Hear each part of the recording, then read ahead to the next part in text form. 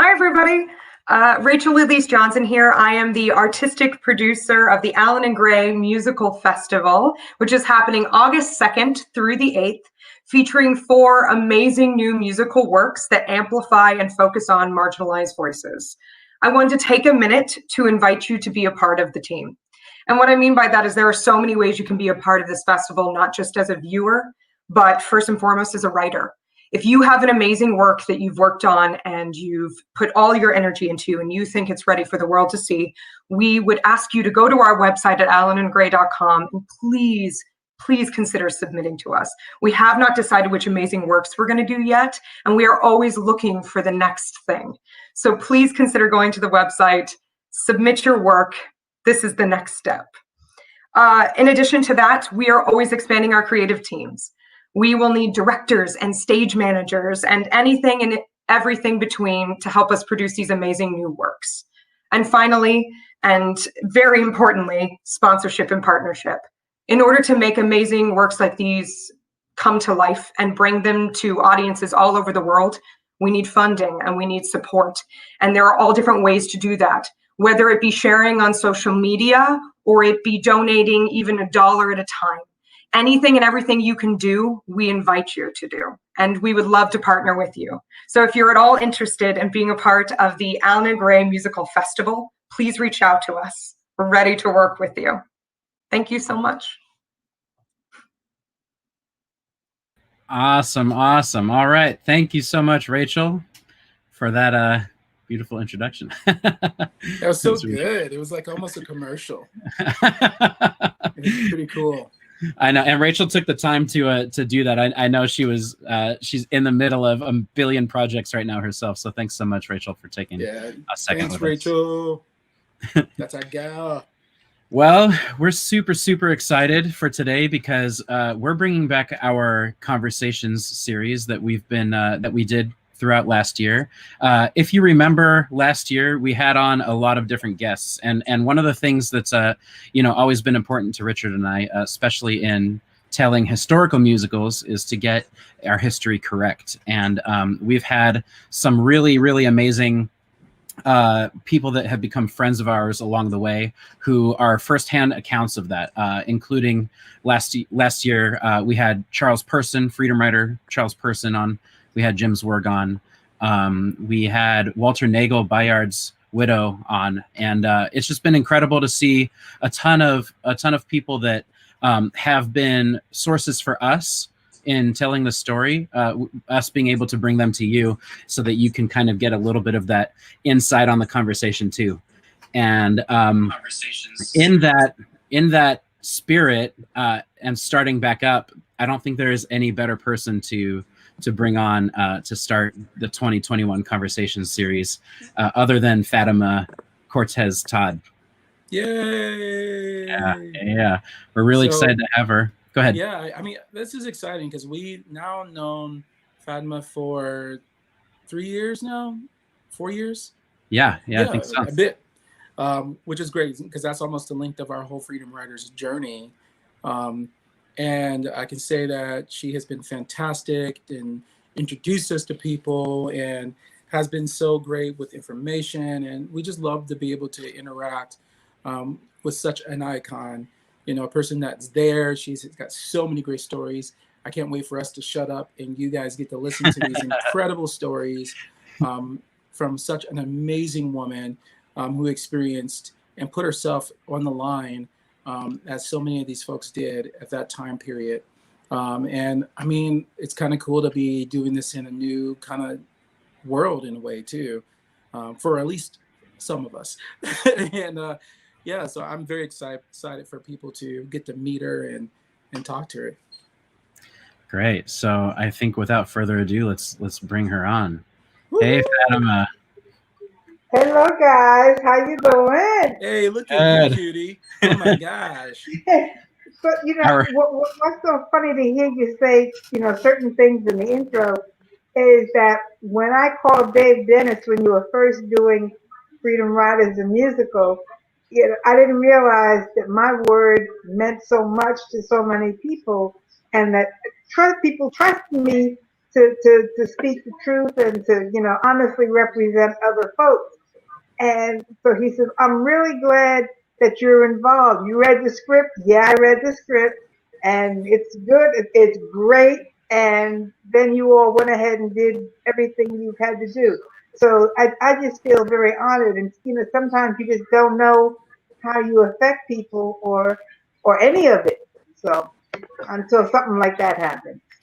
Absolutely, and that's kind of how we coined the fact that you're our godmother as well. Because I remember, and I love being your godmother. I think it was one of those early conversations, maybe when we went to go get some Thai food all together, and you said, if you need to move around at all in the movement, you just let them know that I'm your guys' godmother, and you'll get doors open like for that. Yeah. And it makes sense in a lot of ways, the protectiveness of so many legacies that are involved in the movement, so so many people have a better word, made money off of something that they were not involved with, and without talking to the people that were involved with it. So we kind of understood what it meant to get the approval of you leaders from that time period, and get the approval of being able to tell your stories. Yeah, that mattered to us. Yeah, I think one of the things, and of course, and it matters to me too. Yeah. No, absolutely. I was gonna lead you in on that, but I was gonna say, to piggyback off of that, obviously one of the most important things is that optics was such a huge consideration, of the movement, and what was the optics of how everyone existed in the space, and so I understand, of course, people being protective of that legacy, but I was wondering if you could expound on that a bit. Well, it's always been my opinion that the legacy needs to be shared. It has been exploited, but in spite of being exploited, it does need to still be shared. I still am in contact with the Thompson sisters. Well, there's only one Thompson sister left. She was a freedom rider, and a part of that picture with all the arrested folks. And Dave Dennis, who I'm still in contact with and I absolutely adore. There's a coming together. We lost Sharon Townsend just last year, and I was a part of Freedom Summer.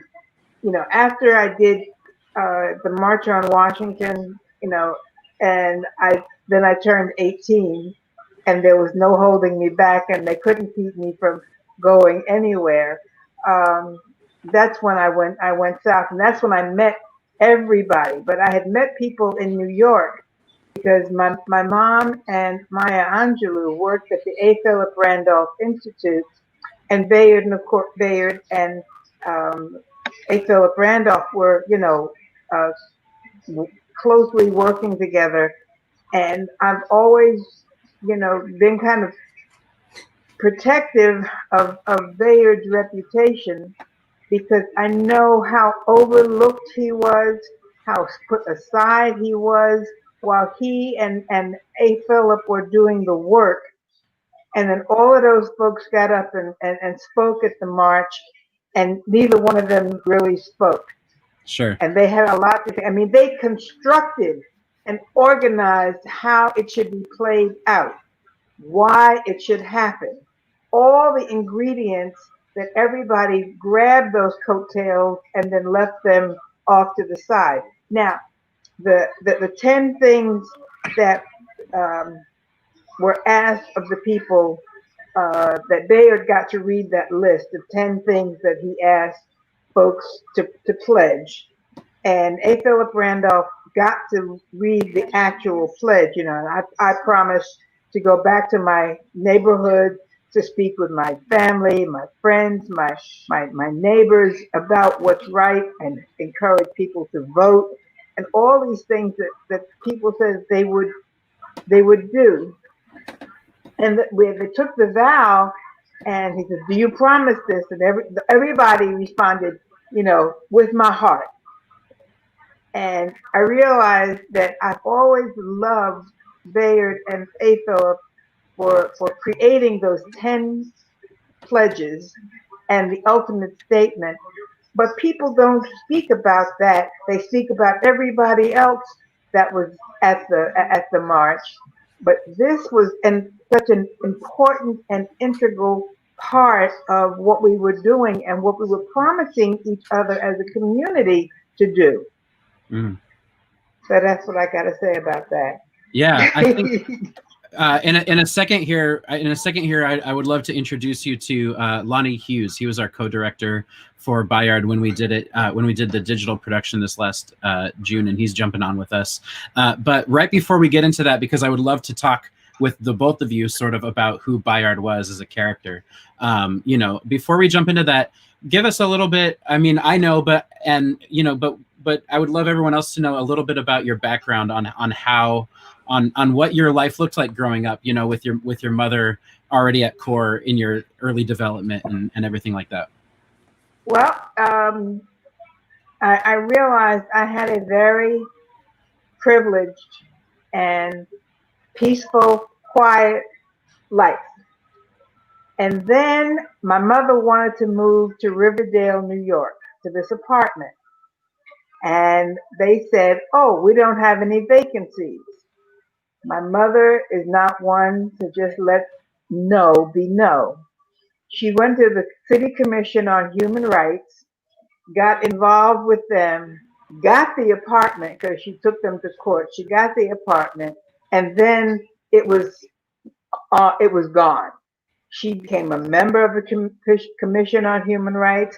Then she became involved with CORE. She became the chairperson for Riverdale CORE. She was part of Women's Strike for Peace. She marched with Coretta Scott King. She marched with Andrea Simon and Cora Weiss. And these were our community. And we went to Andrea's house on Sundays, and that's Andrea Simon. And yes, it's Carly Simon's mother, and Peter Simon, and Lucy, and Joanna. And I was there, and I was one of the kids, serving sandwiches, folding envelopes or folding stuff to stuff envelopes. And then we started hearing about what was going on in the South and the freedom rides, and how to get involved in that. Clarence Jones was part of the same group, and so we kept learning more and more, and I really wanted to be part. And ultimately, I asked my mom, I said, I'm going to go south for Freedom Summer. And I was going to Louisiana, and because COFO had put together all of the different groups, and I was with CORE and wound up in Louisiana. But I had been at meetings in New York and subsequent meetings in Louisiana when folks would all get together from the different groups. And Bayard was part of that. And that was my introduction, person to person, to Bayard, even though I had heard about him from my mom, and how much she loved and respected him. Of course, yeah. And what she loved and respected is what I learned to love and respect. And she was like, he's brilliant. He's very dapper.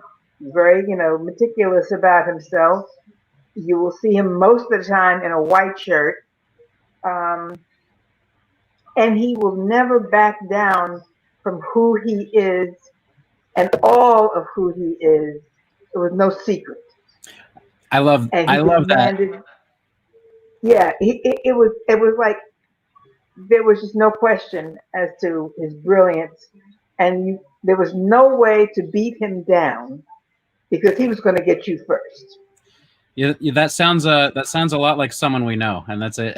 I think it's a good introduction to bring our co-producer and our co-director of this last production that we did of Bayard on, Mr. Lonnie Hughes, that I would love to introduce you to. Lonnie, hi, how you doing? I'm good. Lonnie, How you doing? Fatima. I am doing great. It's so great to actually hear you and to feel you coming through the vibes and to feel your connection to everything that we're about and what you've discovered. Well, As you guys actually gave me no choice. You know, you gave me no choice because it's like somebody put this wonderful, delicious uh, ribeye bone-in steak in front of you, and what are you gonna do? Look at it or eat it? So you're gonna get out the knife and eat it, and that's how I feel. That's my favorite piece of meat, and that's how I feel. I came to this because there was no choice. It's like going south in 1964. There was no choice. That wasn't a matter of will I, won't I? No, this is something you need to do.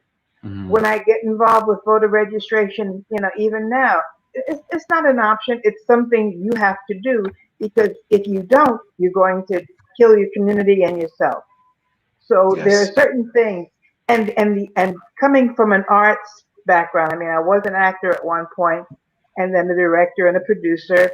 Um, the arts have a responsibility Mhm. to educate and entertain. And Mhm. if it's just entertainment, it's useless. Yes. But if somewhere in the middle you can, bring across, like I was watching one night in Miami, and I know that it started out as a play, and it was called The Meeting, and the movie is good, but there's a lot of stuff that's missing, and then there's a lot of stuff that's kind of put in. But there are bits of history that are part of it that are really important pieces of history about each of the four men, Sam Cooke and Muhammad Ali and Malcolm and Sam Cooke, Muhammad Ali, Malcolm, and Jim Brown. Hmm. And there was a part of their history that was integral to, I like that word, that was really important to knowing the history of who they were and what they did. So for me, that kind of makes up for any mistakes or errors or judgments. But what you guys do is so important to me because it's telling the story. Somebody says, "Oh, who wants to hear about that stuff all over again?"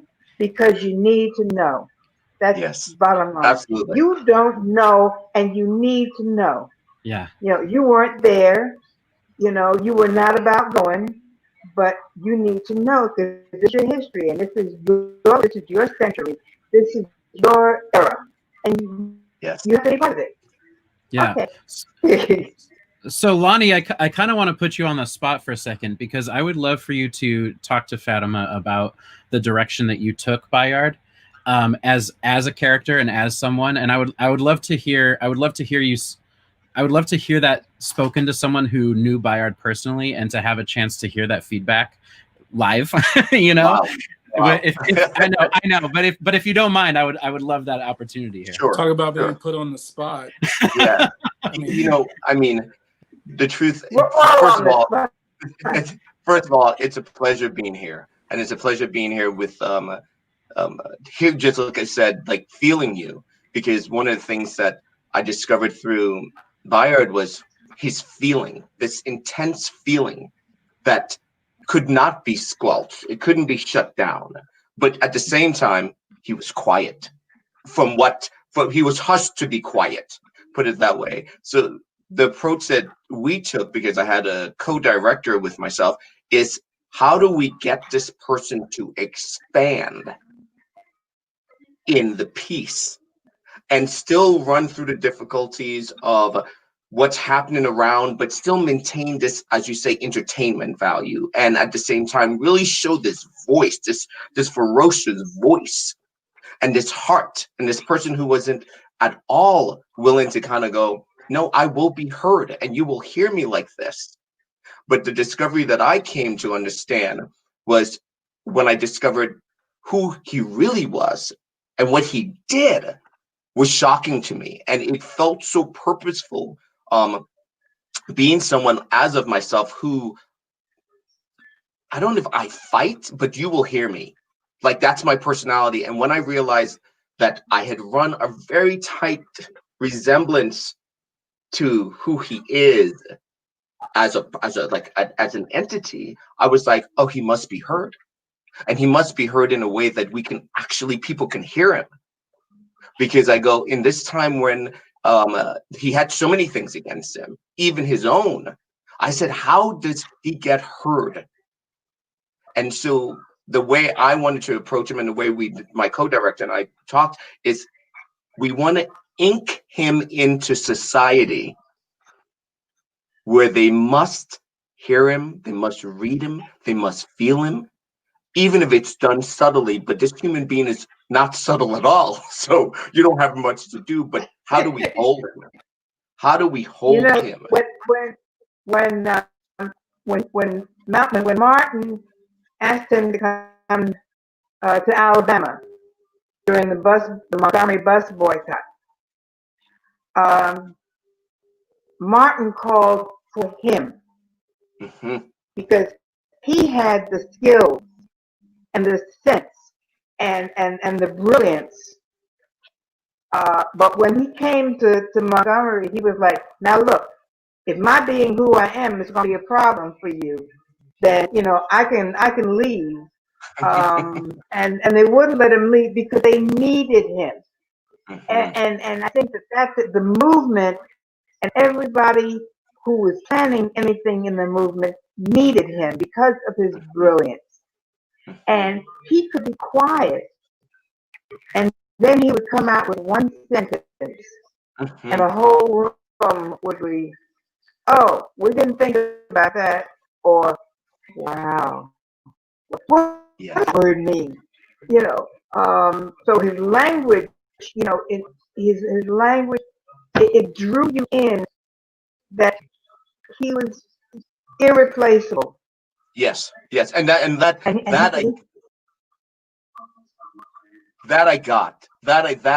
vein. He was like, what is it? The ventricle aorta to the heart. He was that almost. He almost felt like he was that line that pumped the infusion of the blood that was needed for everyone to move. Exactly. And like I was saying before, he would not be denied to be all he was. There was nothing secret about all of who he was. And he was, like I said, he was dapper, and he was well dressed, and I always saw him in a white shirt. I never saw him without a white shirt.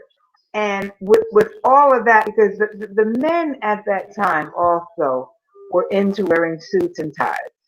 That was, it may have been, now it's considered very old fashioned, but no, it was about self-respect. And if there was anything that Bayard had, was self-respect for himself and for all the people around him. He didn't disrespect anybody, even the fools that were, saying stuff that, made no sense whatsoever. He did not suffer fools. You know that expression? Yeah. Yes. Well, he did not suffer fools, but he never disrespected them. That's beautiful. He was an incredible man. I love that man. And he was beautiful. I thought he was really beautiful, and he had a walk that was so magnificent, and he was a very humble person. In the midst of all of his grandeur, he was still a very humble person. So, I don't know what you do to do what you do, but that's what you're working with.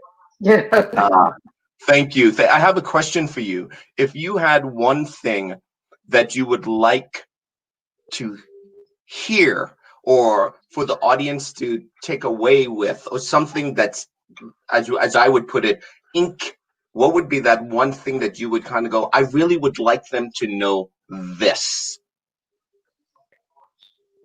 what would be that one thing that you would kind of go, I want you to know, I really want to see this part, because that's the part that probably is eclipsed, or that because he's so big that all this other stuff clouds this one thing. But what is that one thing, if you don't mind? If I, that's hard, because it becomes choices that I have to make to come to that. I think that he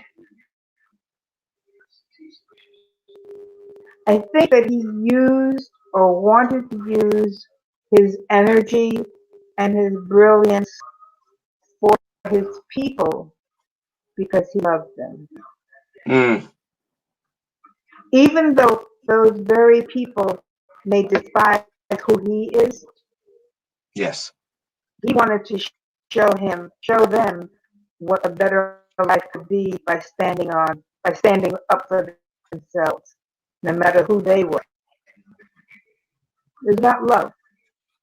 Yeah, that's isn't it the great equalizer in so many different ways?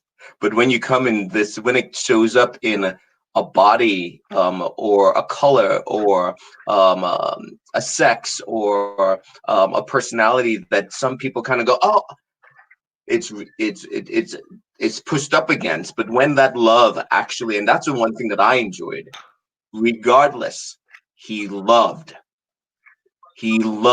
and that's the piece that we were pulling from a lot.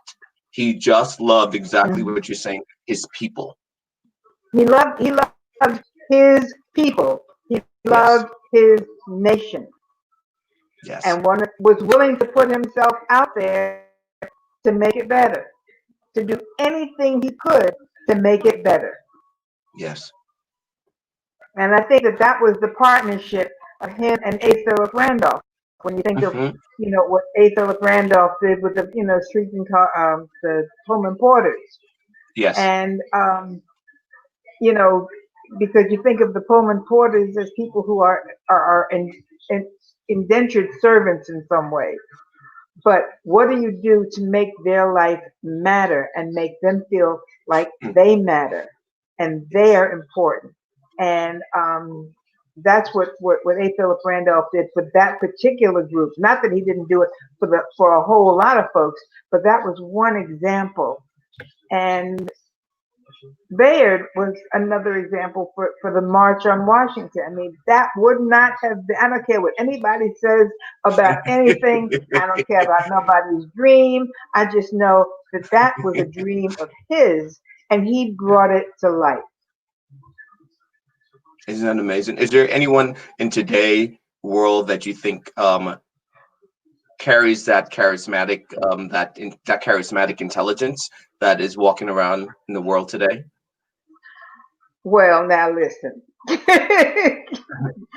Of course, the Obamas are the twins who are walking around today with that kind of energy and that kind of brilliance. But I know they're not the only one. Yes. That little 22-year-old poet yesterday, she's one. Yes. Yes. I'm thinking about the transgender actors in Pose who are out there and totally out there, making a way for others behind them. Yes. Everybody that is doing something that makes it better for the next generation embodies that Bayard energy. And that's a legacy that he leaves. If they know anything at all, or don't know anything but know what he's done or the effects of what he's done, clearly. But I know there are people, but sometimes I will probably remember in 2 hours when we're off of here. But I know. Oh dear. Oh, well, one person who's going to be known is Alex Padilla, Hmm. who is now the senator in place where Kamala Harris was, who Right. is, I mean, he is a feet on the ground organizer, mover, and shaker, and he's brilliant, and he does not forget his roots, and he does not forget his community or his family, and he is out there. Yeah, he's somebody in that group. Um, I could see him being president one day. I You really can, could. huh? Yes. Yeah, he's got it. I don't think he knows how much he has it, but I watched. He was the youngest head of the city council in Los Angeles when he was that Well, age. well, you, He's well, you know, when you, I'm quite sure. I mean, let me ask you a question. This is such a, I mean, it's probably a rhetorical question, but do you think Bayard knew he had it, or he just knew that he had a passion for that thing? He knew he had to do that thing, so it wasn't, like when you're in the middle of it, you don't even know that you're in the middle of a storm. You're just like, we got to get through this. We got to, but it's not only we got to get through it, but we have to do something with it and leave something so we don't go through this again. So sometimes when you're going through that middle of when you're in it, I don't know if you always know that you're it, or in that space. You just kind of know, like, that's what I love doing and that's what I have to do, you know? And that's an intricate I, balance. I, I have made that discovery at this point in my life Yeah. because people have told me, well, you did this and this, and I'm like, well, that's what had to be done. Right. I mean, I left the civil rights movement, got into the women's movement, and left the women's movement to get into the women of color movement, and said, well, wait a minute, we can't have all of these disjointed movements. We got to figure a way to have them all together. So I did some cross-cultural, cross-class stuff that I didn't really understand the impact of it until like 10 years later. Right. So I think all of us really experience that. Like, you're going to experience that, 10 years later with when you look at the final production that you do with Bayard. So I think that if we live long enough, and I'm now 75, and thank you. And I have had the pleasure of living long enough to have other people tell me how important some of my contributions to the world Yes. have been. And you go, oh, I didn't know that. We were like in the eye of the hurricane. Yes.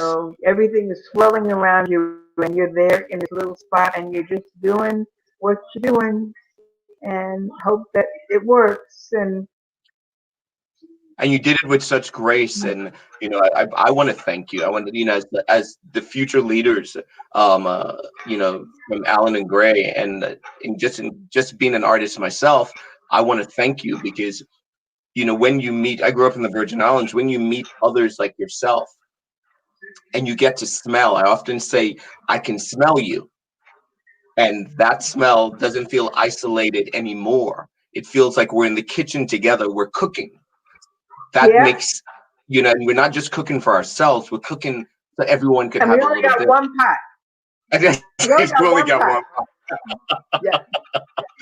And so I thank you. I thank you for that. I do. I was kind of curious. Did you ever have a moment where fear almost took you over, where you didn't, you were like, I can't, or I shouldn't do X, Y, and Z, but something bigger took over the fear? Do you ever have a moment that you can share with us? I've had several, but the one that sits deepest I was sitting on the steps of a grocery store in Louisiana, out there in the kind of country backwoods, no anything. And I didn't know why the store was closed on that particular day, but it was. And we had been out, going house to house, talking to different people. And we had a meeting place, and the grocery store was going to be the meeting place for us to get our ride to go back where we were staying. And I was there by myself, and this lime green Ford pickup 150 with the rifle across the back window pulled up in front. And the young man took out the rifle and pointed it at my head. And he didn't know that I froze. I could not move, but I stared him down. And I think I frightened him with my fearlessness, which really was fear just holding me. And he finally put his rifle away and drove off. After which I just sat there, still frozen until everybody came. Now, I had a choice at that moment to say, I'm going to cut bait and leave. But I said, if what I'm doing is so scary that these people want to kill me, then I can't leave. Because the people who lived there, who were raised there, they don't have options like I had. And somebody's got to stand up for them. And that's why I stayed. Wow. Wow. Wow. I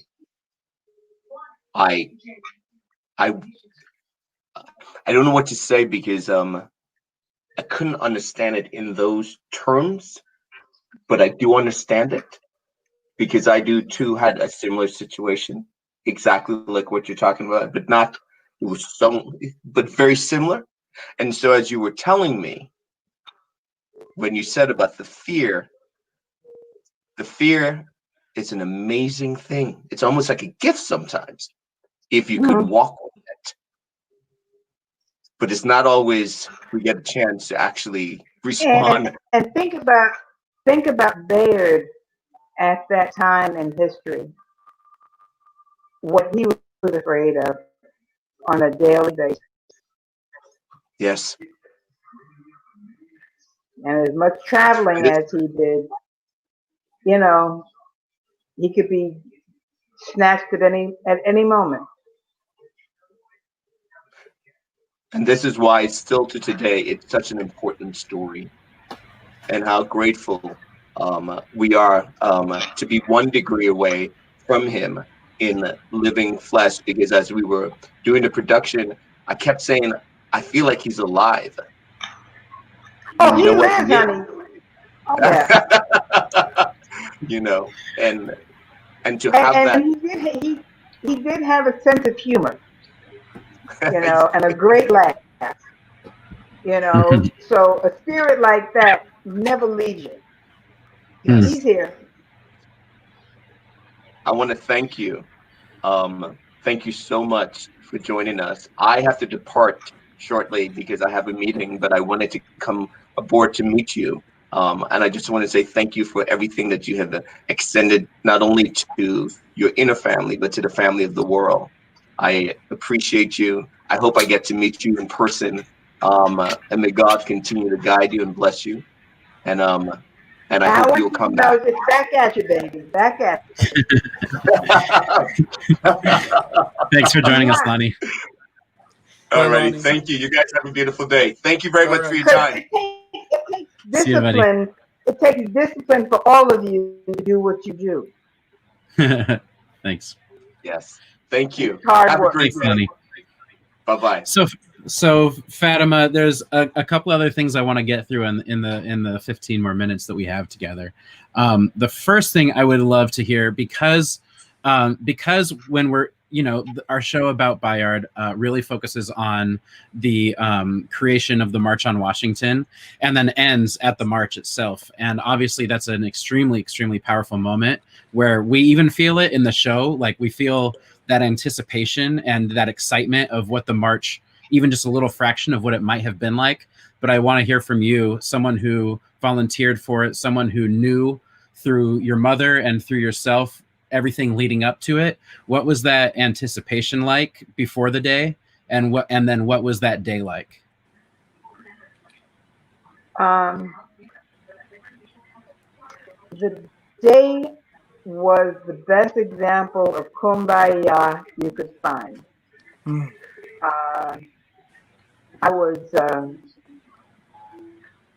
We were hopeful. We didn't know. We had 2 buses from Riverdale, and we were afraid that we weren't going to fill those 2 buses, and we could have gotten a 3rd bus. That was first example of we had no idea of how many people were actually interested in going. When we got there, I planted myself by the pool up towards the front, and that's where I stayed. And my mother went off with some other people, and so I was there by myself essentially. But I ran into people that I knew, from other totally different worlds, who I would never expect to have seen. Found out that my grandfather and the bus from his church came. And my grandfather never went anywhere without a suit, tie, and a hat. And the bus broke down, but it got fixed, and they got there. But I never saw him, but my grandfather was there. My grandfather, my mother, and I, who have totally different views of the world, were in the same place at the same time on that day. And that's how it was for a lot of people who would never have crossed paths, would never have had any encounters with each other. We were all there, and there were no arguments, there were no fights. It was. That's why I said it was the most kumbaya kind of day. And do you remember? The numbers were greater. Yeah, I was gonna. That's where I was gonna go. Here was the numbers. Do you remember what your expectation was before the day on what you thought the numbers were gonna be? Oh, half. Yeah. Half of what was there.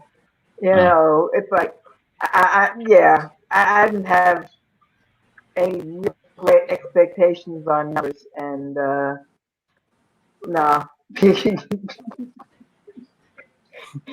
It blew my mind, and I know they say it was 250,000. It was more than that. I don't think they'll. For some of those things that happen, I don't think there's any way to get an accurate figure. I just saw a lot of people. I mean, it was wall to wall people, the entire mall, from one end to the other, and then on the sides, it was just all of these people. Yeah. And we all were just there with each other. Yeah. I love that. It was, and of course, at the end, everybody was crying and hugging and, carrying on like that. And, people who didn't know nothing, I mean, it was just the most special day in my little teenage life. Because I made the banners for the 2 buses. I had no idea what I was doing, but I knew I wanted to make them, and I actually did. And all of us did something outside of what we normally would do, and then that was, I think, the underlying factor of all those people getting their butts to D.C. Because if my grandfather got there with his church in the bus, That was a biggie. That's awesome. Wow. So we have the march, but I think everyone else should kind of know a little bit more about your experience during Freedom Summer too, which was a pivotal point not only in your life but in the movement. And a lot of people don't know as much about the Freedom Summer as they do some of the other events that have happened. So if you can tell us a little bit about that too. Well, in Freedom Summer, Dave Dennis, what the organization was called COFO, which was the Civil Rights Organizations Federation or whatever. With Dave Dennis was one of the principal organizers of COFO, being part of SNCC and CORE. He was just, there with everybody, but he was probably predominantly CORE. Now, the thing is, the NAACP Legal Defense Fund said, listen, you all, unless you start raising some money, we can't keep bailing everybody out because we're running out of money. So we had lawyers in New Orleans, Collins, Douglas, and Eli, who were incredible, and they guided us and got everybody out of jail when they went to jail. And we lived with the people and had no idea. Sharon Berger, Peggy Ewing, and I lived with the Caulfields in Letchworth, Louisiana, and we ate off their land. Their chickens, their vegetables, everything that we ate came from the land. And that's how it was, very organic with all of that. And we'd get up in the morning and we'd go walking those back roads, going house to house, and those, because they were sharecroppers, those houses weren't that close together. So we were, and by the time the end of the day came, we were dusty and dirty. And there was a bathroom with a bathtub down the road, and the woman there let us come take a bath.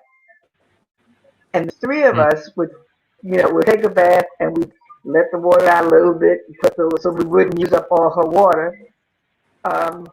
And that's how people were friendly towards us. At the same time, there was an umbrella of the kind of danger that we were in. The Klan would ride by the house. They would say things when they saw folks. You don't like your kind around here, and you go back where you came from. And it's the same language that we see now with the jackasses, and their same love of their guns and rifles and intimidation. And so we lived in the midst of all of that intimidation, but people understood that it was time to register to vote and to put back some fear. And if these youngins can come down here to our home, then we can at least get up off our butts and be part of this. And that's kind of the development. Now, the other thing, part of Freedom Summer that I absolutely adore was I was in Jonesboro, which was another place in Louisiana. I was in a couple of places in Louisiana. And the Klan was riding or they call them night riders, up and down the road in front of the Freedom House. And the road was a major road to connect to other major roads. And one night, those night riders drove down, and across that road were black men with their rifles and their pistols. And that was the formation of the Deacons for Defense and Justice. Whoa. And they stood there and told those night riders to turn around and take their raggedy asses back where they came from. And they turned around and took their raggedy asses back where they came. And they did not do that anymore. Wow. And the deacon, that was Ernest Thomas Chili Willie, and that was Elmo Jacobs, whose house we lived in. He gave us this house that was one of his rental houses but he gave that to us for the Freedom House. Um, and you know, they were just strong, powerful men who said, we're done. We're done. And we're not dealing with this crap anymore. Wow. And another wonderful person is Charles Fenton, who was a white boy out of San Francisco who was beaten within an inch of his life. And he survived, and he didn't go home. He stayed in Louisiana, and he even went to Grambling for a while, you know. But these are the people who, you know, were around me and who I learned from and gave me strength, and I gave them strength. And, you know, just we registered a whole lot of people. We got a lot of people really involved in their taking over their communities where they hadn't before, because they were starting to feel the energy for themselves. Yeah. Wow. And Aretha Castle Haley, can't forget her. There's Aretha Castle Haley Boulevard in New Orleans now, and Richard Haley. These are just, you know, my mentors, my teachers. I introduced Bob Dylan to Aretha. I bought the album. It came off $3.57, and I played it for her. And it was the first one that had "The Time They Are Changing," and she said, "Well, that boy really can't sing, but he sure got something to say." And it's like, yeah, that's what it was. Yeah, he does. Great. I mean, it's like talking about Bayard. There are all these other people who, you know, Ronnie Moore, who is still doing work now with you know, prisoners coming home, and just all the people that, you know, who almost go nameless in the history books. Yeah. And you know, they have done really incredible stuff. Judy Rollins, you know, God, Dorita Simmons, I think her name is. Yeah. Dodie. That's actually and I know Richard has to leave us, and we're almost done here too, but that's actually a great segue to the very, very last thing that I want to do with you. I want to have just a quick little, before we get off here, a quick little lightning round on just a couple things about the characters of, you know, the content of people's character for some of the other people who are in our show and that appear, because I know that these are figures that you either grew up with or that your mother was close with and you heard stories about, and these are people who exist within Bayard, our show. So if we can do just a little lightning round on who were these people. So the first person I have a couple people in this list here. The first person, though, is Ella Baker. If you could just give me one or two sentences sort of on each of these people, and I would love to start with Ella Baker. Ella Baker was a brilliant attorney, and people don't know how much she did around school segregation, through school integration, and just going to court for various issues, and did a lot of stuff at the NAACP. And, you know, she's I mean, she has gotten some honors, but nothing, you know, first of all, women weren't taken seriously. As brilliant and as much work as she was doing, she was only going to be taken but so seriously. So, but she rose above all of that. Next. I love it. Dorothy Height. Dorothy Height knew me when I was 4 years old. Wow. She lived in the building where I lived, where I was raised. And we knew her as this really important lady who traveled a lot, who always had her white gloves on. I have a picture with her late in her life that I'm very proud of.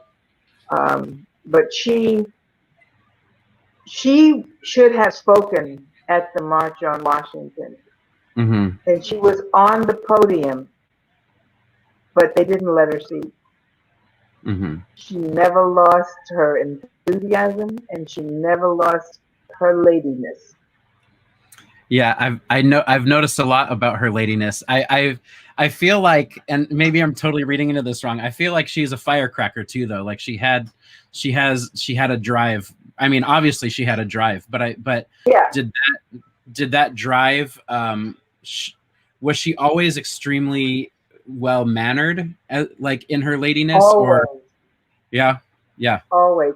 I know that there were a few times where I did not witness it, but that she cut loose on somebody. Okay. You know, I did not witness it, but you can't be perfect all the time. Sure. And I know that she was probably the most eloquent person to tell somebody off in words they didn't even know. Yeah, I love it.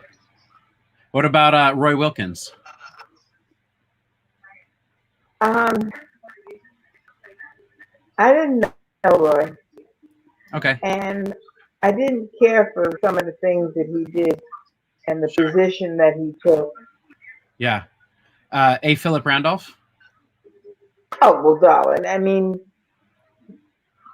he was another quiet genius, you know, but he did a lot of very direct action on very important things. The Union, the march, the pledge, the things that we needed to be making commitment to, and he kept his commitments. Yeah. What about Harry Belafonte? Oh God, I kissed Harry Belafonte when I was 16. And I was so tickled. He had come to a friend. He was in an extended family of my mother's godmother, and her sister had died, and so he and Julie came to the house for the wake, and he was he's very committed. I mean, he was at the March on Washington, and he was actually at the round table discussions with Charlton Heston, of all people, Marlon Brando, Harry Belafonte, Mankiewicz. I think it's David Mankiewicz. And David Mankiewicz actually said, people think that colored people have the problem. The Negroes don't have the problem. White people have the problem. James Baldwin.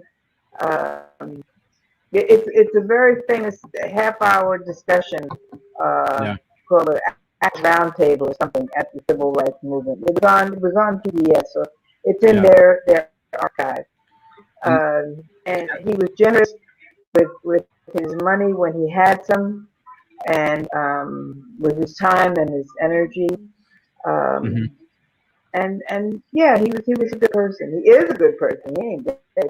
He's still a good person. Yeah. And the last one I have, yeah, absolutely. The last one I have is the late John Lewis. I did not know John. I only knew him from his reputation, which was wonderful, and I admired him a lot from afar. Yeah, and he was closer. I guess he was a little bit older than you, correct? He was probably about 10 years.